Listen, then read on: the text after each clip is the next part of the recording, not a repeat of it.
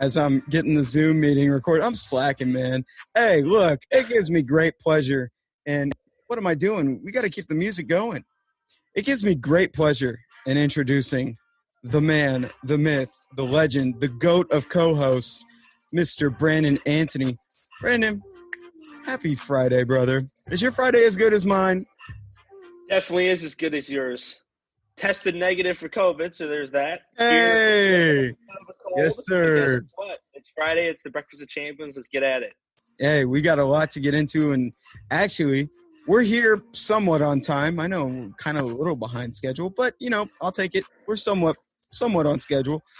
We got a fresh brew, and Brandon, if you would like to take the reins on the fresh brew, kick things off, and then we will get right into discussion for today. We got a lot to talk about, but with that being said, Brandon, take it away, man. Yep, so this edition of this week's Fresh Brew is indeed the news that broke out yesterday morning with the Tennessee Titans organization, as NFL insider Tom Pelissero reported that a total of 5 players and 6 Titans staff members have tested positive for COVID-19. With that news, the NFL yesterday had made the decision to postpone the Week 4 matchup versus the Tennessee Titans and Pittsburgh Steelers. That game was obviously scheduled for Sunday. This was the first NFL game that has been postponed because of COVID-19 this season. Last week, the Titans defeated the Minnesota Vikings on the road 31-30. And the odd thing is there were no reported positive COVID tests for the Vikings. And both the Vikings and Titans had closed their team facilities at the beginning of the week. Yet the Vikings game is still going on as scheduled. I believe testing is still going on as well, as the Vikings will get ready to hit the road in Houston to take on the Houston Texans. That game is slated for noon for kickoff on Sunday. And, yeah, man, I mean, truly an unfortunate situation with the Tennessee Titans. And you got to pray for the Minnesota Vikings and the Tennessee Titans. I know that earlier in the week that they had closed their facilities.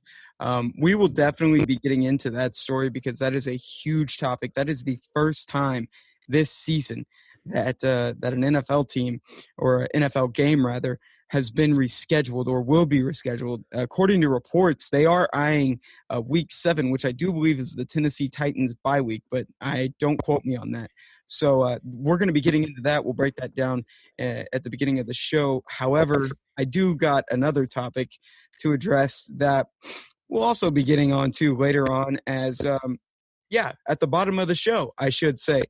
Whenever we talk NBA hardwood, it's actually going to be talking with Dylan Gerr, who is your frat brother. We're going to be talking the Miami Heat and the LA Lakers. NBA Finals, man. Yep.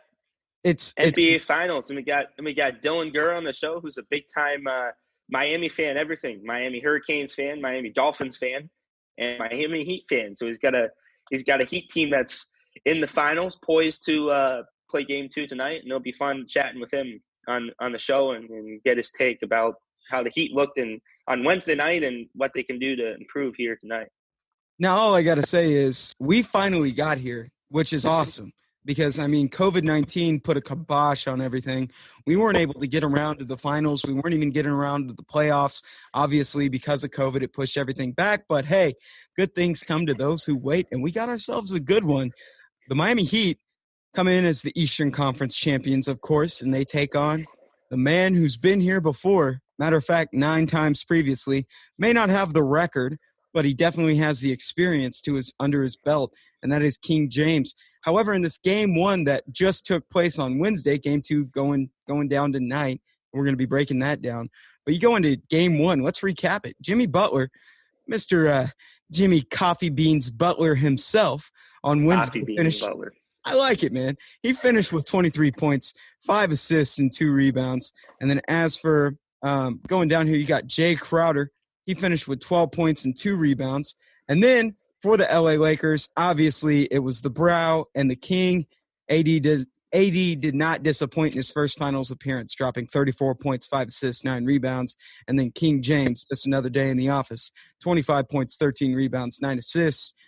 We got Game 2 tonight, and it's going to be on ESPN. We're going to be breaking it down. Of course, Dylan Gerr is going to join us at the bottom of the hour, so you want to stick around for that.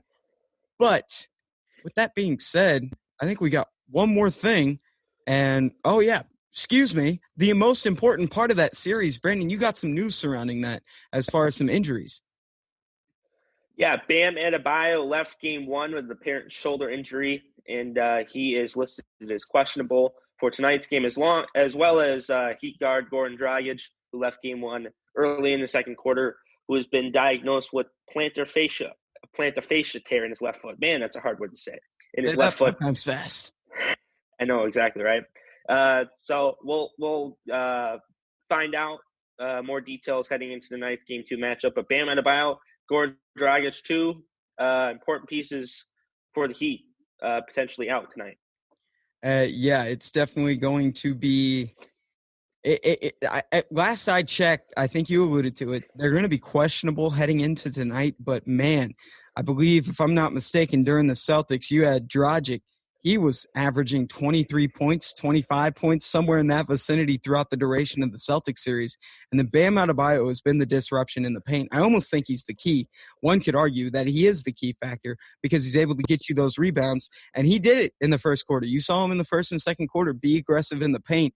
And that's what you need for the Miami Heat in order to go up against an offensive team like the LA Lakers. But, of course, you got to wait on that because we do have some NFL talk to get into. So last night, let's open things up. Normally, if I look at this game from an unbiased standpoint, and that's so cliche anymore when I say that, normally when you look at a game like last night, you just go, well, 2-0-3 teams battling out for who's going to get the number one spot, number one pick in the 2021 NFL draft. Well, I'm here to tell you, all those games that you used to frown upon this season, different narrative. They seem to get more interesting and more interesting as the time goes. And I know behind me, you see the Peyton Manning jersey, so you know who I'm about. You know why I watched last night's game. But to start off, I was disappointed. That shocked you. I was disappointed, to say the least. Let me just go down here. I'm gonna give you my reasoning as to why there was disappointment in last night's game. But I just want to say the Denver Broncos did go into the Big Apple yesterday and defeat the New York Jets 37-28, getting their first win of the season. And the New York Jets falling to a lovely 0-4, just this much closer to drafting Trevor Lawrence and or firing Adam Gase. Speaking of Adam Gase, Brandon, hey, I got something for you. I got something for everybody. What's that? I got a little bit of show and tell, man. Take a listen. And listen to the sound in this man's voice last night. This is Adam Gase, post-game. I want you to take a listen to this man. And even if we got to go the full 7 minutes, I want you to understand we won't go to the full 7 minutes. I'm just going to play parts of this. But listen to Adam Gase. This is following the 37-26 loss, or 28 loss, yesterday against the Denver Broncos. Take a listen here.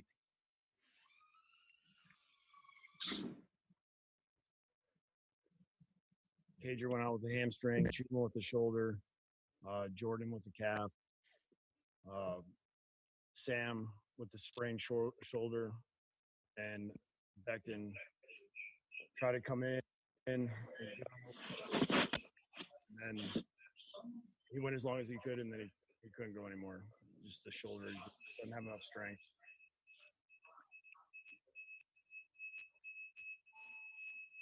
I have no. Adam, with the sprained shoulder on Sam, what's the prognosis? What's that? Say it again, Rich. I couldn't hear you. The sprained shoulder on Sam, do you have a long-term prognosis? No, I don't know. I don't know anything after. I mean, he came back in. He said, I'm good to go. So I'm sure I'll find out either more tonight or tomorrow morning. Adam, what happened defensively tonight? You didn't get to rip in once. Yeah, I mean, we had multiple chances to get off the field. We hurt ourselves. I mean, the penalties were just they're brutal. I mean, it's just made him punt one time. We couldn't do the right stuff. I mean, when we did. So that was the iconic Adam Gase giving his point of view, of course, going over injuries and talking about last night's loss for the New York Jets. So the Jets fall to 0-4, and the question marks loom in the Big Apple, specifically in Jersey. Before I give my narrative and perspective, I feel like it's only appropriate that I get yours, Brandon. Is this the end of the road for Mr. Adam Gase and the New York Jets? Do you think his firing's coming within weeks? I think it totally is. There are rumors of it before this game, before the game last night. And, I mean, I think certainly it's coming. I mean, you look at Adam Gase's history. I mean, he got fired in Miami, and then the Jets said, okay, well, we're going to pick you up within our division. And he went there. And now, I mean, it hasn't gone well in New York's first 2 seasons either. I'm almost thinking, yeah, he gets the can either. I mean, maybe we have a surprise waiting this week. He gets the can this week, or next week if the Jets don't manage and get to 0-5, they'll can him after that, after week 5. But, yeah, I think Adam Gase is definitely on the hot seat. I think he'll get canned sooner rather than later, if not this week, the next. But it'll be I think he fits the coordinator position a lot better personally on a team, offensive coordinator spot. Wouldn't be surprised to see him get fired from the Jets and then have another team look at him for an offensive coordinator slot or something like that. Based off of his history with head coach, I just don't see another team trying to bring him in as a head coach. I think they're just going to give him a coordinator spot at this point. And when, he was with Chicago, he thrived better as the coordinator. When he was with the Broncos, he was a coordinator. He was an OC. He's always thrived in that position. At the end of the road for the Denver Broncos specifically, there was a little bit of tension, and we texted and we exchanged on this. You wondered why there was issues last night and why they didn't shake hands. Well, Vic Fangio in the postgame yesterday said that, they're first and foremost, when he runs to the direction of the tunnel, the guy he first comes by is Garrett Bowles. And Garrett Bowles is a massive dude. He was a little irritated with some of the cheap shots that they had taken on Brett Ripon. And some might argue, why were you even going, that late in the game? You got a commanding lead. Why are you even trying to take shots? Well, because you continue to play dirty. And I agree with what they were trying to do. They were trying to say, hey, stop doing it or we're going to keep doing what we're doing. I think that fueled the fire. Greg Williams has always been a shady coach. And Steve Smith alluded. Agreed, 100%. The BS has to stop. And that was their way of getting their point across. They said, stop with the dirty plays, stop with the dirty hits, and this is how you do it. It is a poorly coached team offensively and defensively for the New York Jets. And I think they have to do a clean sweep. Sam Darnold, from my perspective, in my opinion, Sam Darnold isn't that bad. He's not a bad guy. He's trying to extend plays. He's trying to do what he can to help this team win, and I feel like higher authorities just holding him back. Let me remind you, he finished last night 23 for 42 passing, 230 yards with the New York Jets offensive line. So that's not bad. Like he got one rushing touchdown too. So, yeah, he's trying to extend plays. He's trying to do what he needs to do. He's just got a poor offensive line and poor authority above him. Yeah, I completely agree. I think Greg Williams' case has always been, ever since 2009, the Bounty Gate. He sort of had that target on his back in that whole incident with the whole Bounty Gate back in 2009 has been kind of his. Every defense he's been a part of now has kind of been like, okay, more of a dirtier defense. And I'm not saying he's not like, he's obviously not going to the extent of the Bounty scandal. He learned his lesson from that. But you can tell that his defenses tend to play with a little bit more of an aggressiveness, and sometimes it can look dirty. And you saw that a couple times last night with the shots they were taking at Brett Ripon. To your opinion there. Look, if that would have been Drew Lock, or if that would have been any other quarterback, Drew Lock probably would not be on. Truly, I think that they would have been way more physical had we had more starters out there. I truly think so. I think that Greg Williams, knowing him, that's how you have your advantage. You talked about it before the show. You felt like the BS was going on when your San Francisco 49ers played against them. And for sure. People said, oh, and I truly believe this because it has been an issue. The turf has been a situation of itself. But do you feel like it was also the fact that Greg Williams' defense was the reason Jimmy Garoppolo and guys like Raheem Mostert left that game. That was that game, correct? Well, I'm not mistaken. Yeah, it was week 2 against the Jets. Some of it, I think, was just guys stepping in the wrong place. It's football. It's a football type of injury. But I keep looking back on the specifically the Jimmy Garoppolo injury in the play that he injured his ankle on. You could see Quinnen Williams going and trying to sack, and it was kind of a low, cheap shot to sort of the ankle, in my opinion. And after that game, Jimmy just sort of went down and fell onto his knees and kind of took a sack because Quinnen Williams literally pushed his ankle in, and that's how Jimmy fell and ended the play. And then he tried to play through it for the rest of the first half. Second half didn't come out. Nick Mullins came in after that. But yeah, definitely, I can kind of sense that vibe in week 2 as well. Cardinals, Chargers, Bills, Chiefs, Patriots. That is how the Jets' next 5 games look. And if you think for 1 second that they can squeeze a win out of any of those, I don't think it's happening, bud. I truly don't think with how this coaching is going. Then again, I have been poor on my takes, so I'll give them 1 game for the benefit of the doubt. I'll give them 1 game out of these. I don't know which one it may be. It might be the Chargers. It might be the Chargers. Could be the Chargers. I mean, they host the Cardinals. They're on the road against the Chargers. Then they host the Bills. Then they're on the road with the Chiefs, and then they host the Patriots. That is a they got some nightmare games coming up their way. Tough schedule with how they're playing. So I'm going to put a pin in the Jets talk, and I'm going to switch gears to the Denver Broncos. I don't know if play tough and New York Jets, like we played tough against the New York Jets. The Denver Broncos played tough against the New York Jets. That doesn't give me any glimmer of hope if I'm a Denver Broncos fan. But then again, I give the Broncos the benefit of the doubt because they've played with pretty much 3rd string, 4th string guys. And that's another contention that you could play against Adam Gase. Like, dude, you came out with a franchise quarterback and you lost to a 3rd string quarterback. Brett Rippon had a pretty good night.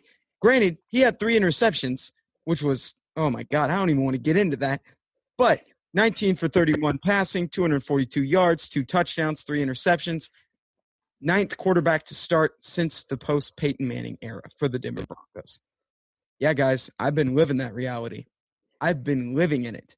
That's Trevor Siemian, Paxton Lynch, Brock Osweiler, Case Keenum, Joe Flacco, Brandon Allen, Drew Lock, Brett Rippon. So 8th.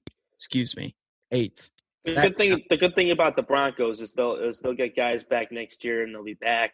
I mean, this is kind of you're having the type of season, in my opinion, which is kind of like our second season under Shanahan and Lynch. Jimmy Garoppolo tore his ACL, and from there it was just we weren't the same team. Went 4-12. And then the next year, obviously last season, bounced back and, made it all the way to the Super Bowl. So point is being, I think you guys will be fine. You'll get your guys back next year and you guys can truly compete there. This year was just an anomaly so far. Only 4 weeks in, it's just been an anomaly for you guys in terms of keeping players healthy. But I think, you guys will be fine in the long run with the guys you got. You got a solid group, especially that Jerry Jeudy going up over Jets defender to get that touchdown. Pierre Desir, yeah, he made him his son. I don't care how many interceptions Pierre Desir had yesterday. Jerry Jeudy ended his career. That was you got Moss hardcore. He took that out of his hand, and they did all these probabilities and all this stuff. And Troy Aikman's, I was going to say some rude words, but Troy Aikman said, that was luck. Okay, Troy. Yeah, that was luck, Troy. Stupid.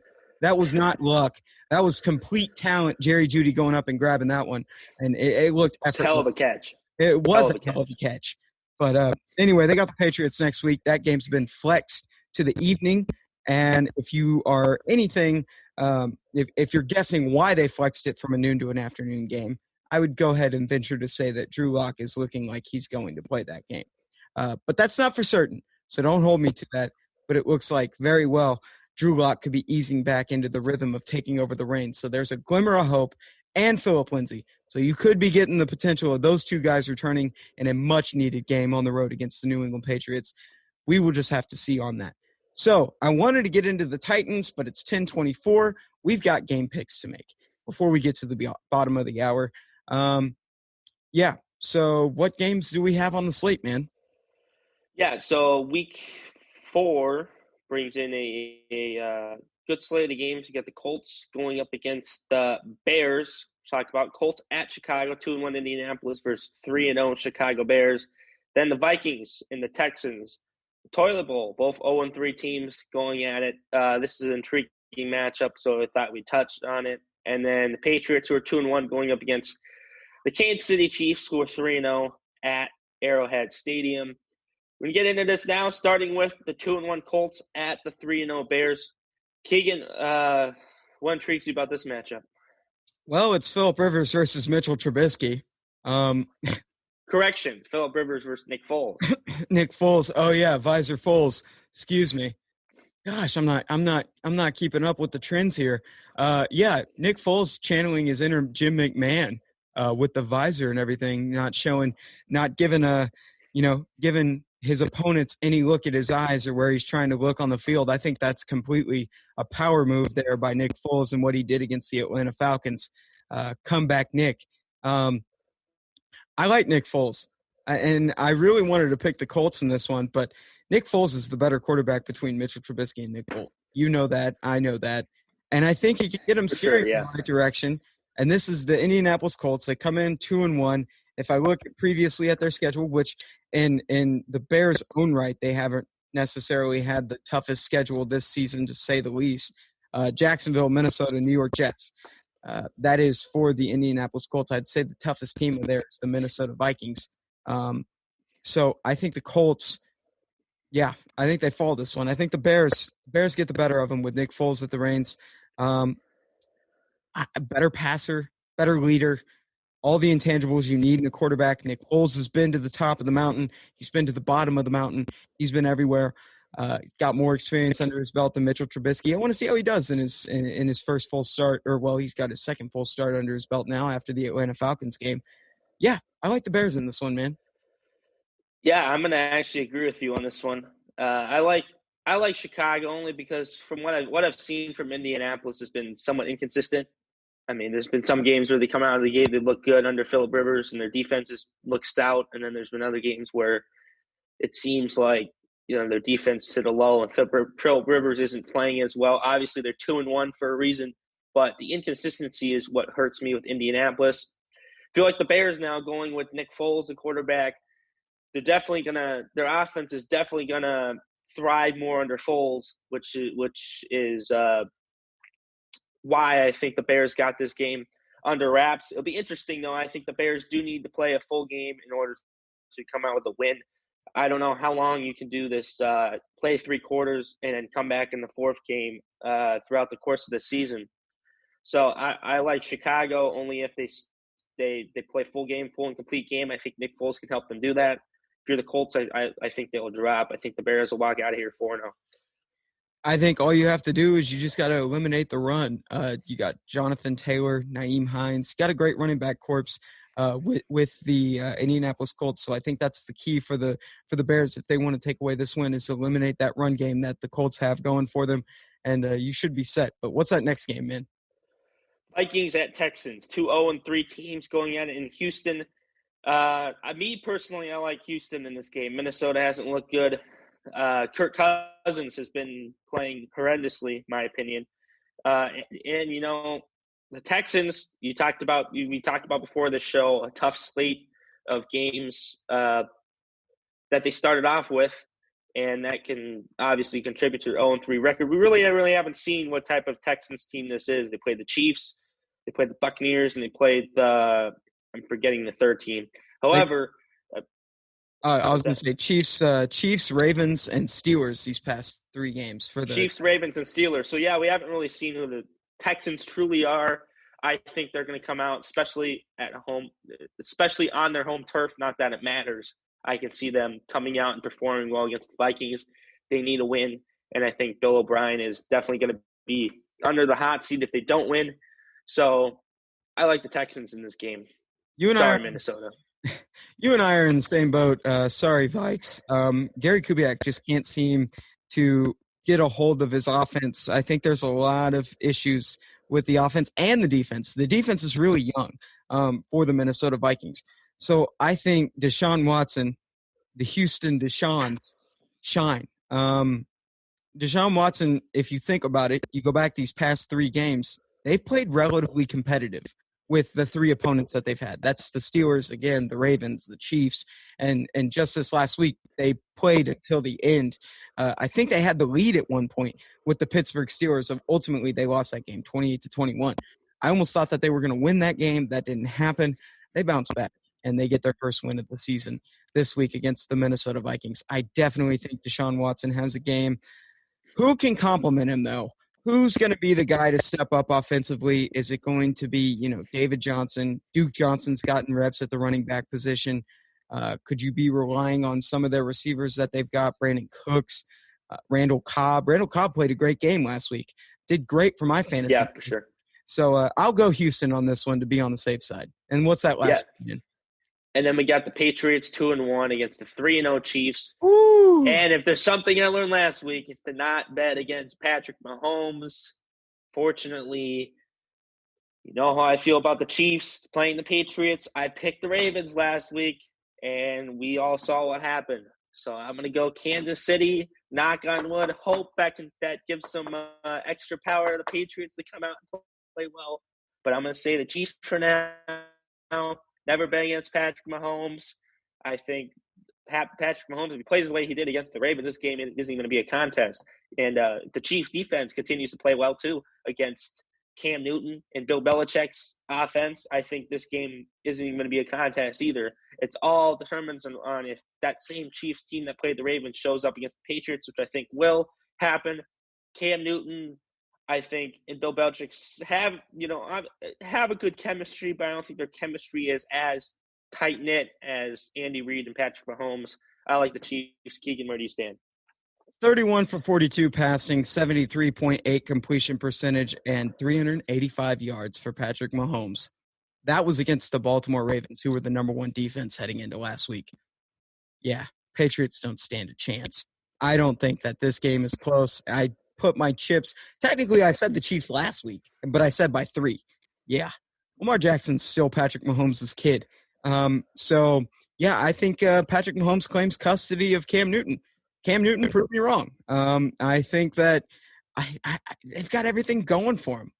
This offense is unstoppable, and I hate saying that because where I stand. I mean, do I have hate to saying it too? But it's true. Yeah, I got to go Kansas City here. You get when in doubt, Kansas City it out. So, unfortunately, Kansas City Chiefs. But dear God, Bill Belichick, coach a good game, please, for the sake of everybody in the NFL.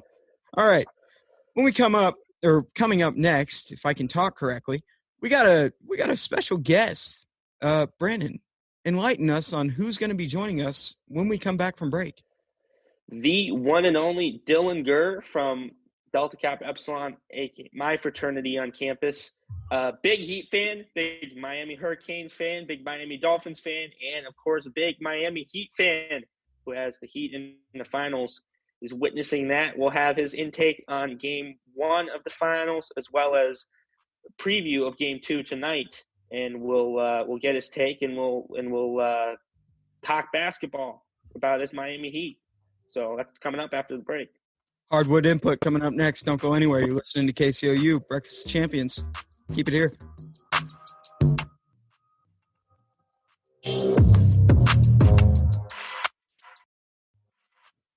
When you get the stale face, the beat's good. What's up, everyone? This is Breakfast of Champions here on KCOU 88.1 FM, the student voice of Mizzou Athletics. And, we're back after that NFL talk. We got some hardwood discussion coming up.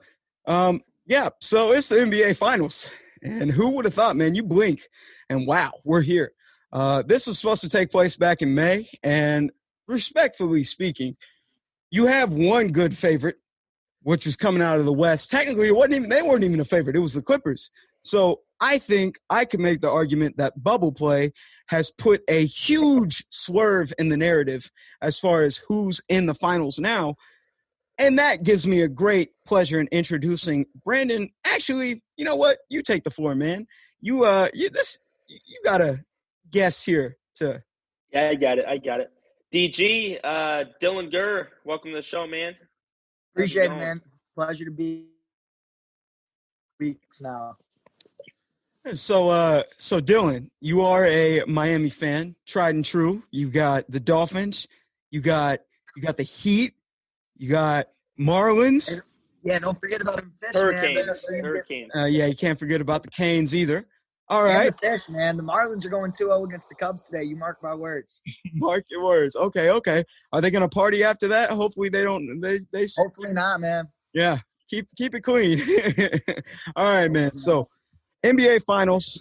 It would be wrong of me to set the stage here, or not set the stage here, rather, and bring up the fact that all eyes are really on the Lakers. You guys are the underdogs. I'm just going to be completely objective here, and I'm going to speak the truth. You are the underdogs.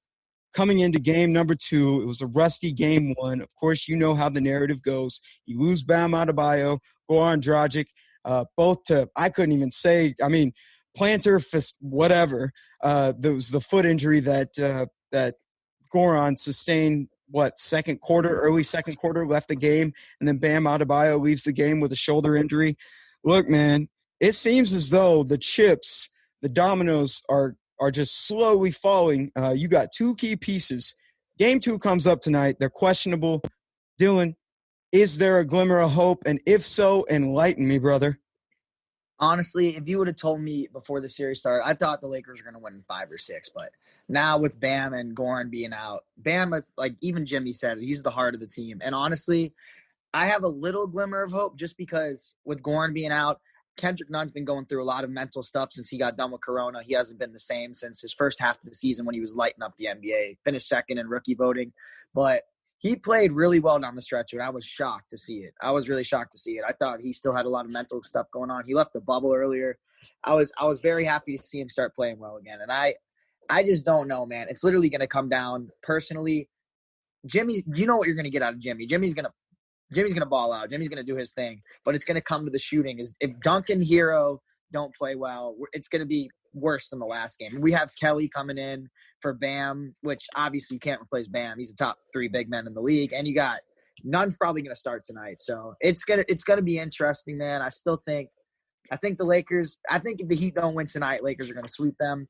If the Heat do win tonight, I could Goran. I don't know what his deal is, man, but he's trying to play tonight, and there's no way the coaching staff lets him. Like, he has such a bad injury, and Bam has that neck strain. If they get through tonight and make it 1-1, I could see Bam and Goran playing. I think they play again on Monday. I think they have 3-day break. So if they can make it 1-1, anything can happen, but if they don't, the series is over, and I wouldn't even be surprised if Goran didn't come back. Now, Brandon, before I get your input on Coffee Bean Butler, your favorite player, Dylan, I want to ask you something as far as your original projection before even Goran and Bam went out, who, in my opinion, and I don't even watch basketball that much, but it took me 5 minutes to understand this Heat in bubble play. Even before bubble play, I knew how significant Goran and Bam were. Bam is your guy in the paint. That is one of the best rebounders in the league, in my opinion. And then you got a guy like Goran who's dangerous beyond the arc and just a bucket. I think he averaged 25 in the Celtics series. Brandon and I talked about this.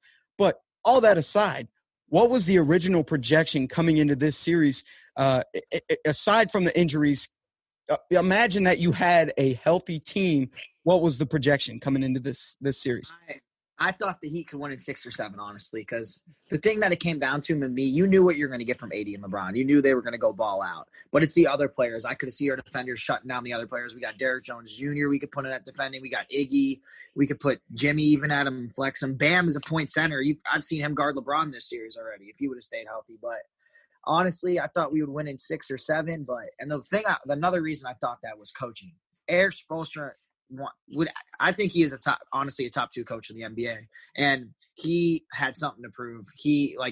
A lot of people still doubt him, saying he couldn't win unless they had LeBron. And with the way LeBron went out on the Heat, there's a lot of new stuff coming out every day.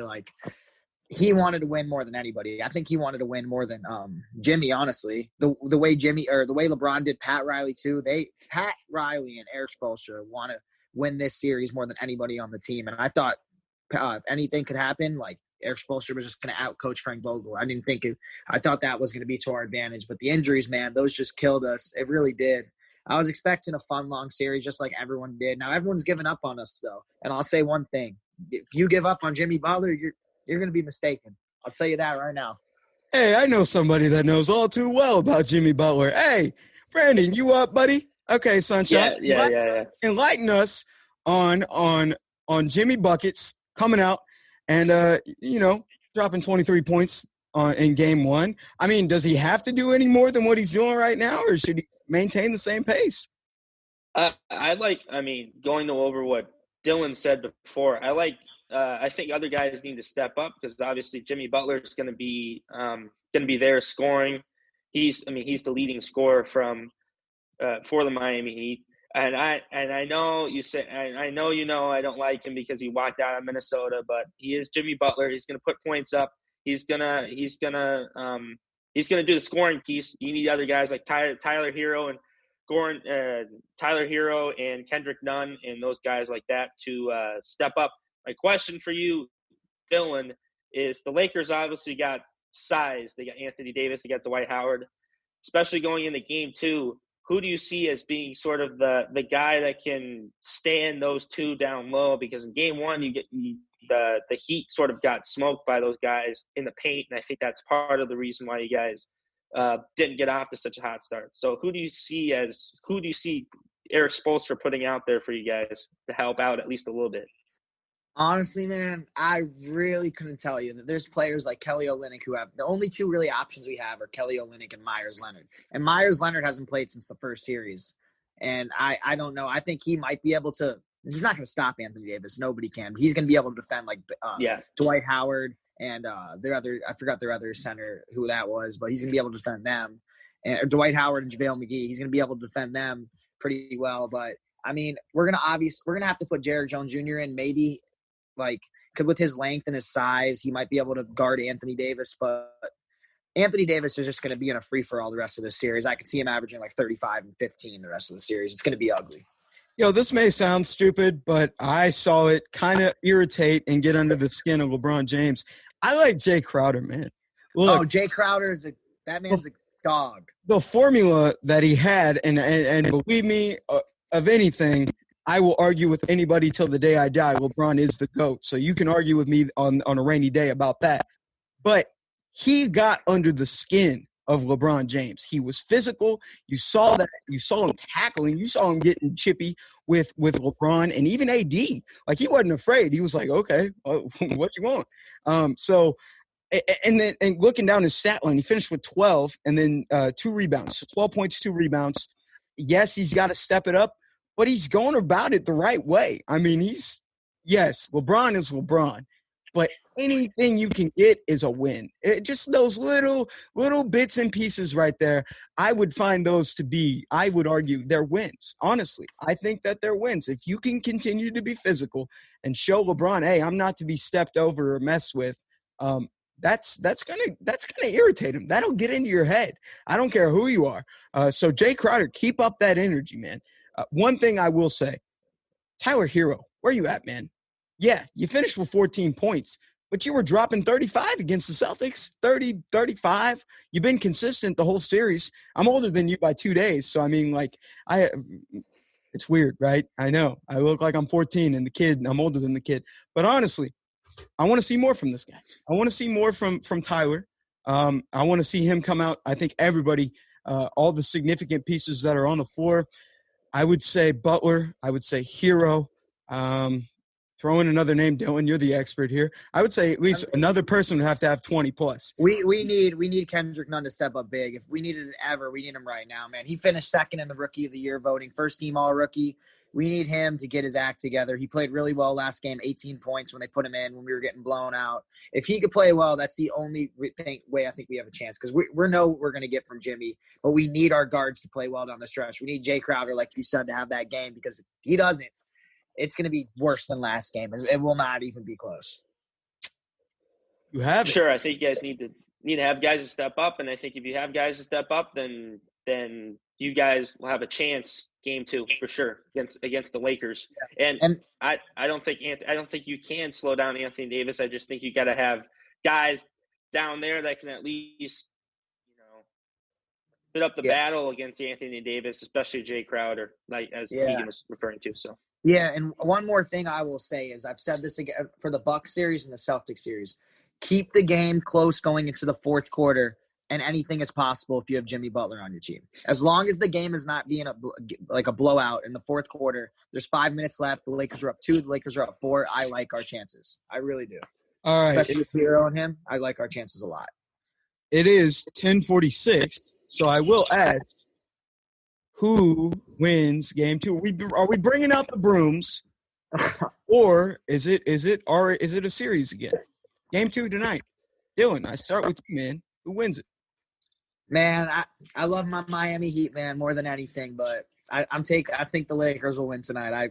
I think the Lakers will win big tonight. I just don't see nobody's going to be able to stop Anthony Davis, and he is going to have one hell of a game, man. He's going to have a hell of a game. Sunshine, what about you? I'm going to go with Miami Heat, actually, to take game 2.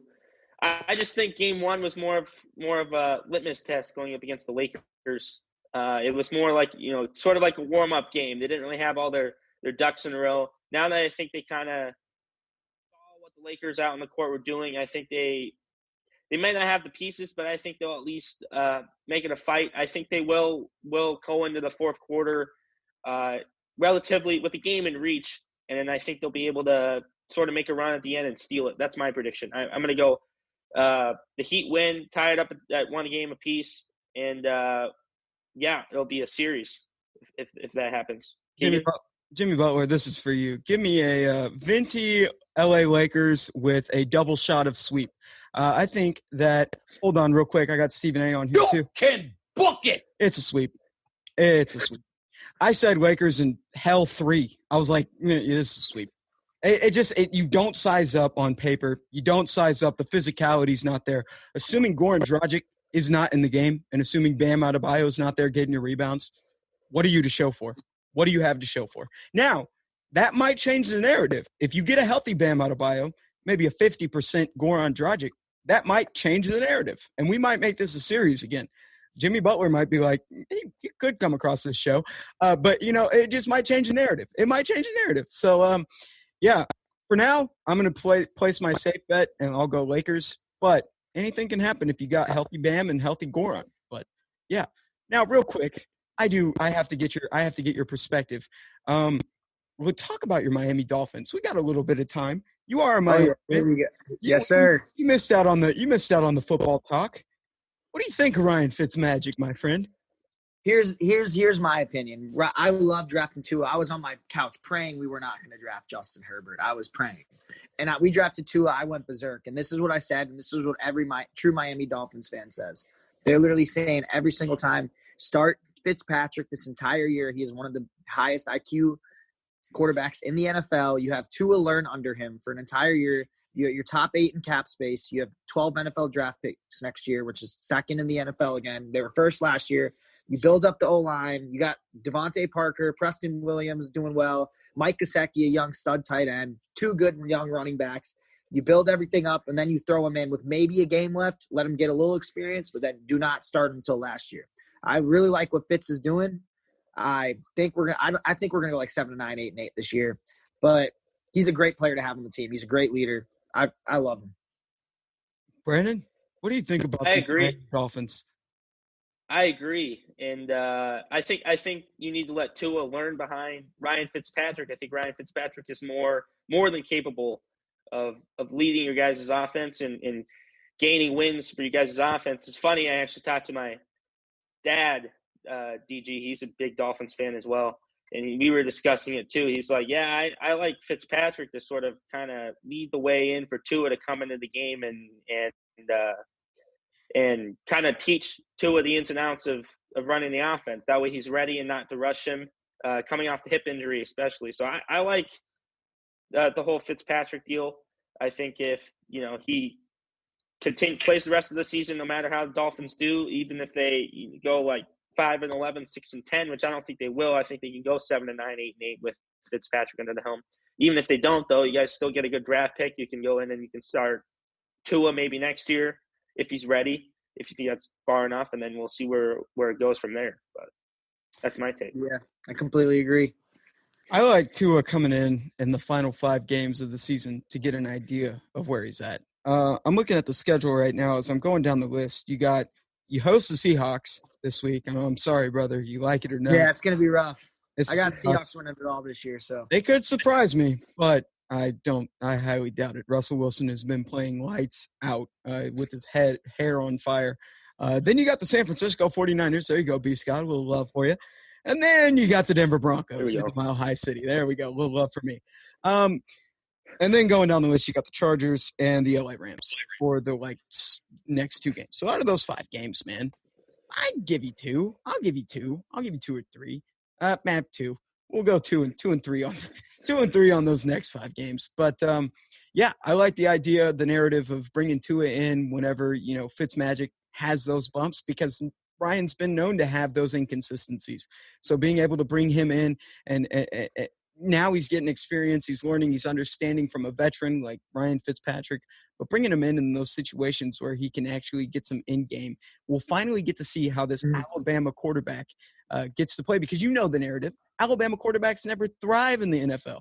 Look at A.J. McCarron. The only thing he's good for is he's got a – never mind. Anyway, yes, I think Tua Tagovailoa will thrive. Will thrive in the NFL.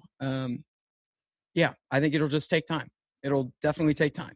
But, yeah, I'll put the pin in that.